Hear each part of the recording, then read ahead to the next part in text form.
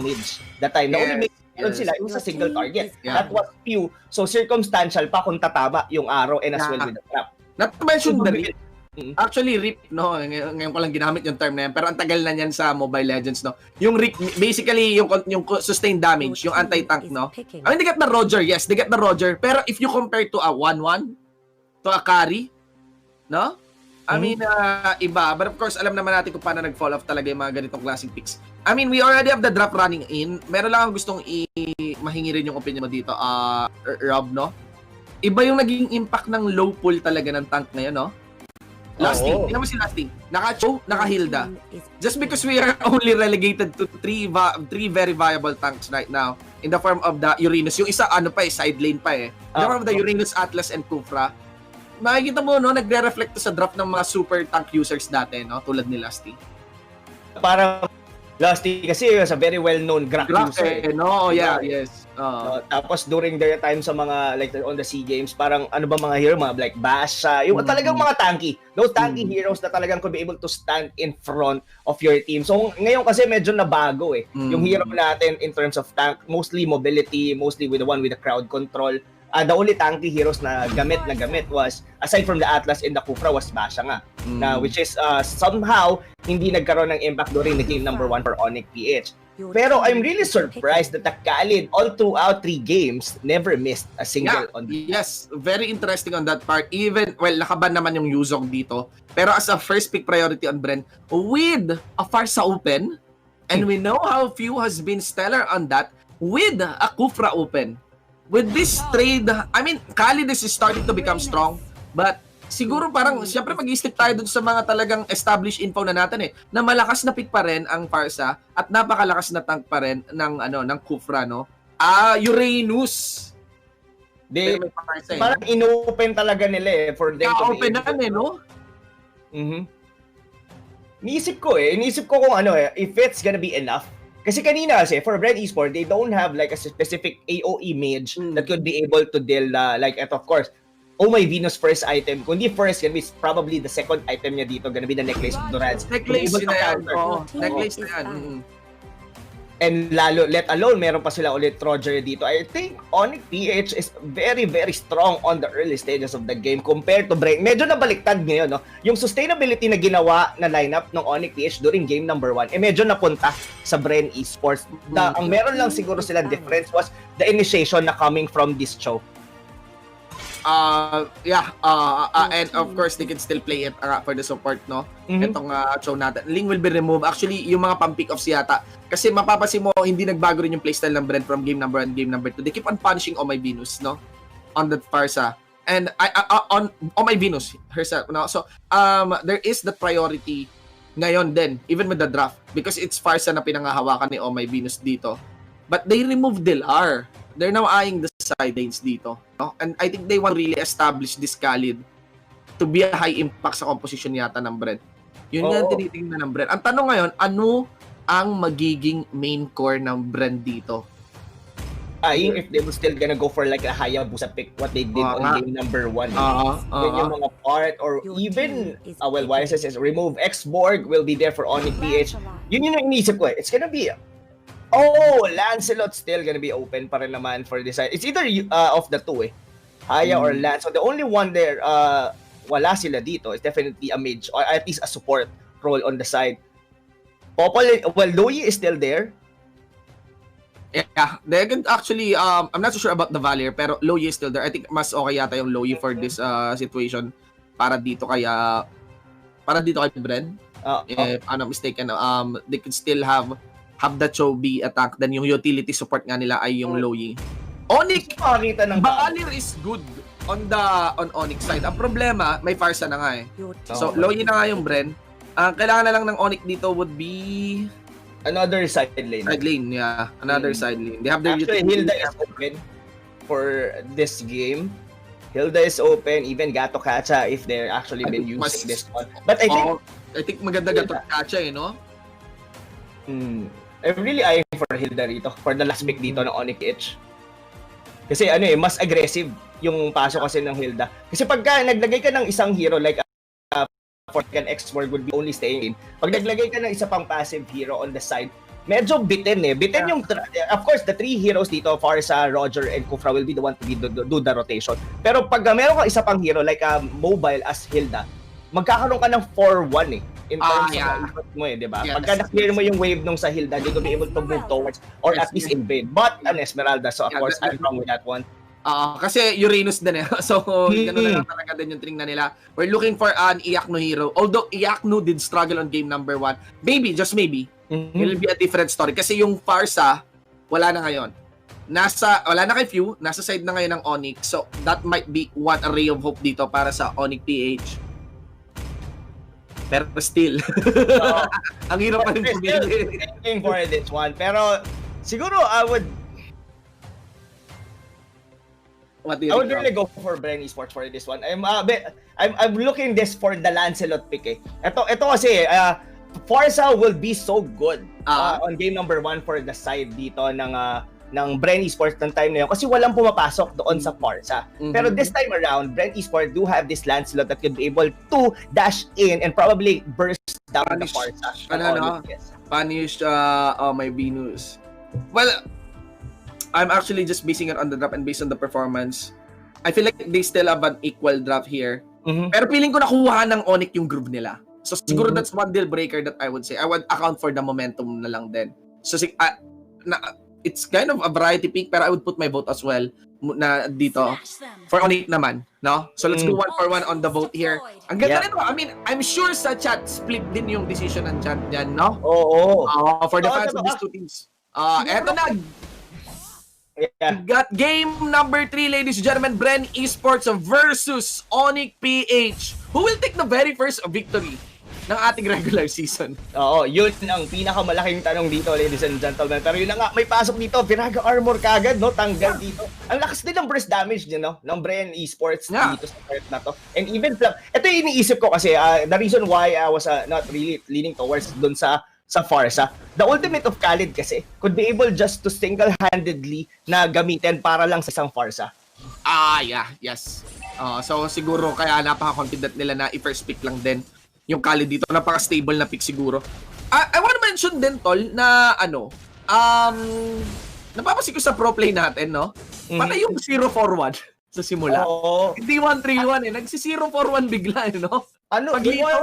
Rewarding kasi talaga yung 0-4-1 eh. Kumbaga, you have a higher chance of invading pagka may 4 kayo agad. Tapos once na maging successful siya, sobrang rewarding din at the same time. Yeah.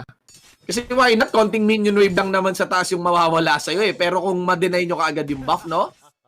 Napaka-crucial kasi sa Mobile Legends nung early kill talaga, nung early minute. Kapag nakuha mo buff tsaka kill, no? Oo. Talagang ramdam na ramdam mo. Pero ito ang unang tinitignan ko kasi dito, where will be the power spike might actually happen. And I'm really looking towards Onic-PH dito to be the one to strike first. Yeah. They can actually do that, no? In the form of the Kufra. And that's what's happening right now. They went for Lusty here. Nabar na lahat ng G2 do it shoot po dito ni Lusty. That's a first blood clearly and was secured by Wise.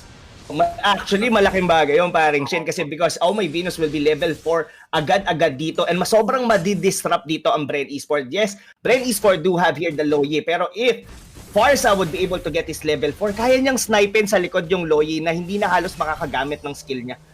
Yeah. And again, Loyi has a nice kit, no, in the front pero mobility. Tsaka pag natag mo sa likod, yun yung problem. Yes, yung ultimate niya, it's massive mobility on the macro pero ang tinutukoy ko is micro mobility on dodging someone who assassinates you and lalo na pag naaabutan ka ng spell, no? Rob. Yeah, parang ganyan. So, sobrang sobrang ang bilis nung naging ikot dito ng Onic-PH just basing simple na nakuha nila doon si Lusty. So, ngayon, it's all about BRENESPORTS. Paano yung magiging sagot here? Jay, tumalon. Yeah, alam mo na nakakatuwa kasi yung idea lang na pag gumamit ka ng Farsa noon, pagtatawanan ka eh. Novelty pick eh. Ngayon talaga metang-meta na. Tingnan natin kung may kitang-kita pa na kill dito ang mga membro ng Bren. Rebo dives in. He actually tries to like emulate what Iakno has done on that game number 2. But enough about that. We get the turtle here being initiated on by Bren. Maybe because of Rebo getting pressure and taking the attention of Onic down by the mid lane. Nakuha yung buff? Hindi. Hindi naman na, at least Wise been able to secure the purple buff kasi medyo crucial yun. Pero teleport na mangyari doon sa may orange naman. Nako, sige, sinimulan dito ng mga taga-membro ng Bren zoning them out. Jay here will be punished pero within the range naman ng third airstrike ngayon. Itong si Lusty, just a few health getting chinked out. Hindi naman naging gauge hard dito ang mga taga-Onic knowing na natalo na, nakuha na yung buff. No, yung timing nila dito kasi of course the timing nila, the purple buff was actually out na spot out ni Rebo. Then suddenly nag-teleport sila kasi alam nila the next na kukunin ni Wise gonna be this orange buff. And yun nga yung nangyari. Yeah, well, they're tagging on Rebo, hindi kasing kunat dito. Kumpara nung ginawa ni Iaknu dun sa game number 1. 1-3 tayo ngayon, medyo toned down yung laban natin, no? Kumpara kaninang sobrang init nila, but pickups are happening more than ever dito para sa Onic. One for each side lane here. And maybe this is the momentum that we are talking about. Dilar here went for the Falling Starman para kay Pew dito. Nakita ka na ba ng Loyi na corner? Nagpapalo dito ng Mpl-Ph in no particular order. Pero may ganti naman, mga kaibigan, na maalam pa rin naman si Wise doon under the turret.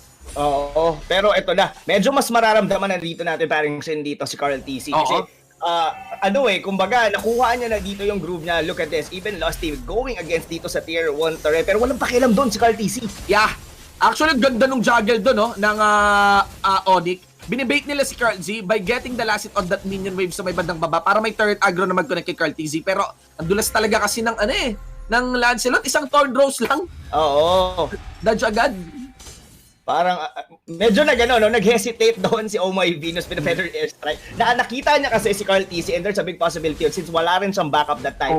Pwede na siyang pasukin. So ngayon medyo dikit na dikit in terms of gold ang both of the teams natin dito, and I think both has the possibility on the power spot. I think the next turtle will be the next engagement natin dito, Pamshit. And Carl Z is actually starting on that one. Katabi niya na nga lang yung Luyi dyan. Tumalon yung ating Kufra, away ka agad. Tapos kumanta na rin si Oh My Venus, kuha pa rin doon yung turtle, and that's it. Bren is quick on the rotation and it feels like nauunahan nila yung Mpl-Ph. Yes, nakakil yung Mpl-Ph pero sa paunahan sa objectives, it is on Bren. Oo, ang ganda rin ng zone out nila rito. Kung mapapansin mo rito, few, yes, is actually dying here on this game. Pero yung aggressiveness, even with the ult, talagang lagi nila natanggalan ng buff doon si Wise sa may orange. Yeah. And of course, Dilar and Rebo dancing around for that part. Mukhang, alam nila na hindi na rin basta pwedeng mag-initiate si Pew para bumakap kay Dilar dun sa may bandang taas. So, pressure is established again by force here on the top lane side. Si Khalid naman yung nakuha ng push dito sa may bandang baba. Rob, we have a close fight here. No, it's a very, very close fight. Pero, somehow, medyo hindi naman ngayon napapansin na naman dito. Flap TC did have a very good game doong game number 2. Pero to, huli ka, Bechin, mga kaibigan. Wise dito. Classic combo on the flicker to the Shunpo Plus. Ay, to the Jitundo Plus way of the Dragon. And easy pick to the main carry of Onic-PH. Iba rin si Lusty talaga. Praktisado ang paa dito sa show niya. Ang hirap pa dito, sa totoo lang, ang hirap hulihin ni Carl TC on this game. You only have like Jay, yes, the magic ball, nandoon just to block his dashes. Pero after that, paano na? Yeah. And ang effective ng tower dives dito ng Bren, like, they have a lot of outplay kits in terms of micro. Whenever these two teams hug each other as a team, no? Whether for this team fighting naman, they would commit for this push. They know they can win Bumati si Jay dito ng kanyang ultimate, down for Lusty, pero that is the main attack now. Jay will be punished. He's actually gonna get punished. And yun na nga, Carl TC is really on a roll dito, ladies and gentlemen. And it's up for Onic-PH. Paano yung magiging huli nila dito? And I guess the only thing that they'll be able to do, siguro an ultimate na manggagaling from Kufra, or probably a good falling star moon, or a stun na manggagaling for the kay Oh My Venus. Pero aside from that, Carl TC is gonna be unstoppable all throughout the game. Iba pa rin talaga si Carl TC. Alam mo yung kahit anong init talaga ng mga nasa semi-pro na mga hyper-carries, nag-aabang lang yung mga Diyos ng MPL, no? Nakakamiss makita ulit sila Carl TC dito. Grabe, Thorn Draw, sulit na sulit. Path of execution, go for the finisher. Damage dito against Onic-PH. J na lamang ang natitira. Kita mo si Wise na wala na naman. And I cannot but feel nakuha ng bawi talaga at control ng laro ng Bren Esports nung na-pick off ni Lusty, si Wise. Oo. Grabe, paborito ni Pew na mag-teleport dyan sa may damo, sa may tabi ng tier 2 turret. I mean, we've actually done this for like 3 times during this game. Markado ni Pew. Actually, madali din mag-setup dyan eh. Tsaka malaki yung space mo sa may bandang likod. If you want to commit for that kind of dive. But still, lamang na po dito ang Bren Esports. But it's not, definitely it's not yet over para sa Mpl-Ph dito. One big fight lang. One big fight lang. Pwede pa tumalun si Dilar. Wala pang deads yung ating Esmeralda dito. Jay can still make a massive setup. May last insanity pa tayong inaabangan. There's a lot to be thrown here against Bren Esports pa. May nag-iba yung laro nila, no, nung ang naging hyper carry nila during this game is actually the Roger. Compare nung sa YSS, si Wise, mas aggressive siya in nature. Yeah. Pagka nawala, na-disrupt yung parang early rotation ng Onic-PH, I think medyo kinukulang dito yung Roger. Feeling ko nga parang mas okay yata ibang clarify kaysa sa Roger dito eh. Yak mo galing corner here ha? Maabutan nga ba? Way of the Dragon ni Lasty Biner. Nasik dito ngayon si Wise. But they will not commit. Objectives is there. Dilar won't join the party actually for this. And now they're focusing on Toribo. Masyadong risky dito ha. Okay, Wolf Soul. Dito si Dilar. Umikot lang. No falling star man. I think wala na. Mabaut. Yeah, I think mabaut na yung call. Alright, so almost the same thing on game number 2. Medyo on the back foot na naman dito paring sa yung Onic-PH. And they're really waiting for Wise na mag-online. And well, at least they have, my Venus to defend. Hindi naman sila agad-agad din mapupush dito. Yun nga lang, sobrang control ng Bren Esports yung pace ng laro na to. Yes. Kailangan din nila bantayan tol yung fights outside the base kasi despite sobrang ganda ng defensive capacities ng Onic under inhibitor, yun na nga, under inhibitor. So lumabas lang sila ng konti, pwede silang ma-flank. It's a prank ni ni prank. Sa likod magulat sila. Nasa likod mo na, mga kaibigan. Pero I don't think na magkakaroon. They might try to contest this one. Hindi makalapit yung si Iyakno, which is yun siguro, pero may teleport sila na naman doon sa the same na damo. Grabe, favorite brush. Mga kaibigan. Trademark brush ni Pew. Parang dyan na. Nakado na Kumbaga pwede mong lagyan ng pangalan ni Pew yung damo na yan. Tinarakan na list. Private property, no entry. Ganun na yung ganun na si Pew doon. I also want to, account lang, parang hindi talaga ganun ka-successful yung Roger ngayon sa series natin. 3 games, 3 Roger, no wins, tol. Oo, either of the team na gumamit. Parang kinakapos eh. Kapos no? Kaya malayo talaga dun sa damage ng ng YSS. Ako, even me, I'm thinking na you would just go for melee carry kaysa Roger dito. Baka mas viable pa nga mag-harit minsan. But let's see here. We got the Lord already. This is not a Luminous Lord. They went for an explosive dive. Mga member dito ng Bren Esports ngayon, maalam na naman si Wise lagi na lang. Tingnan natin ngayon as they go for the push na maalam din yung Xborg. The top lane side being worked on by Mlbb. He is the drop in done in by Bren. Jay defending the bottom lane side in him.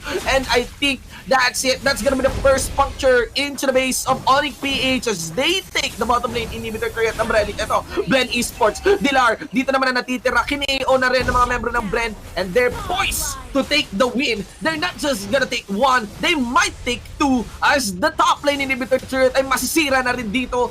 Dumidepensa na lang si Mlbb. Pwede yung airstrike at kita mo yung buga ng damage doon ni Carl TZ. Man, iba talaga ang mga carries ng MPL.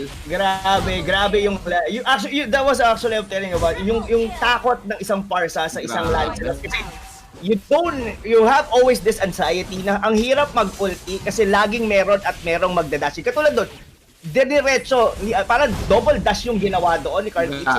It's like, almost the same nga yung gusto nila mangyari kasi dinive in din ng Onic-PH